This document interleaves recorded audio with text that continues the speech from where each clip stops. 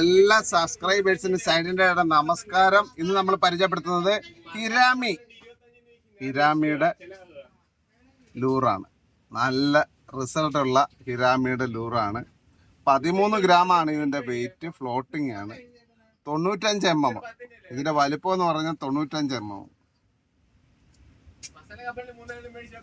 Japan ലൂറാണിത്. ഇതിൻ്റെ വിലയെന്ന് പറഞ്ഞാൽ 650 രൂപയാണ്.